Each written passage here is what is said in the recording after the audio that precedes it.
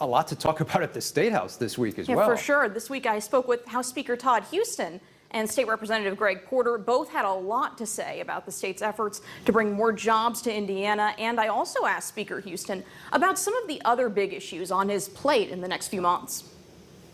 The most recent revenue report we saw, substantial gains in revenue and substantial tax revenues collected that were higher than expected. What was your reaction to seeing that revenue report? Obviously very pleased. You know, the Indiana economy is running full steam right now. Talking to employers, the biggest problem we have right now is finding more workers. So that's a great problem to have. But in the short term, we also have to really make sure we're skilling up our workforce. You know, there are all sorts of jobs available, and skilling up our workforce for those advanced manufacturing jobs, those skilled labor jobs is critical. And we're heavily focused on that. We've been focused on that. And coming out of the pandemic, we really hope that we can meet the needs of our employers. We always projected that we would have more revenues coming to the state of Indiana. So many times we kind of lowball where our projections are. However, we saw that trending way back in the last quarter of last year, more revenues coming to the city and to the state of Indiana. You know, with the stimulus dollars coming in, the American Rescue Act. What do you think that tells you about Indiana's economy right now? Well, our economy is doing well as the country's economy. At the rate that we're going, we usually project about 5% growth.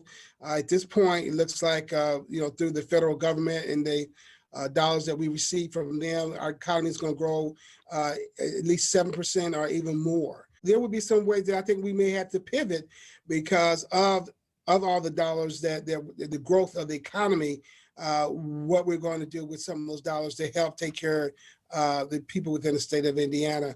And it's something that I've said for since last October, and particularly we're not broke. I think we're going to do better than what you anticipate. The key point is that what happens once we reach that $2.8 billion, almost $3 billion surplus. What are we going to do for the people of the state of Indiana? That's the bottom line. Are we going to sock it away and take it off the records and have a hip pocket type budget? Or are we going to look at minority health, other human infrastructure to generate capital needs or programs, so trust funds, so we can take those dollars and help those individuals within the state of Indiana? A lot of the Republican lawmakers have weighed in on IU's vaccine mandate. What are your thoughts? Does this current vaccine passport law ban public universities from requiring proof of vaccination? Well, I think the Attorney General made clear that it does. House Bill 1405, you know, prevented that. I think, you know, IU's heard loud and clear from myself and many people from around the state. So many people I've heard of that you know, they have concerns with the policy that they've announced. IU's began that process of walking that back. Look, we're making progress every day on the pandemic, and I mean, you know, cases are dwindling, and so I think, you know, there's a middle ground on all this. I think IU is just trying to get needs to work itself back to that middle ground. Do you have any response on the governor's lawsuit against the General Assembly regarding your ability to bring yourselves back into session? I don't. Redistricting. Are there any concrete plans yet about whenabouts you'll be coming back into session for redistricting and what that process is going to look like? No, because we don't know officially when we'll get the data back. We've heard we might receive that data at the back end of August. We'll see if that holds true. We'll begin the process of doing statewide meetings and a listening tour sometime this summer to get people's feedback on what they'd like to see. And we'll follow the process that we followed largely in 2011 as we did redistricting, but timeline is unsure yet. We really can't do anything until we have that data. Sure. Some people have been concerned about the fairness of the process. What would you say to them on that?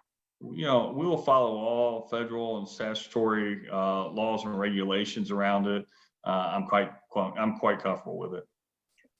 All right, Kristen, that whole legal battle between the governor and lawmakers, though, House Speaker didn't have much he wanted to say about that. Right, he didn't. And of course, we could be hearing more next week about where things stand as that issue goes in front of a judge in Marion County on Wednesday. All right, Kristen, thanks. Welcome again. No doubt a lot happening for lawmakers this summer Sure already. thing. Normally a quiet time of the year, not so much this year. Right. Thanks for having it all covered for us this week.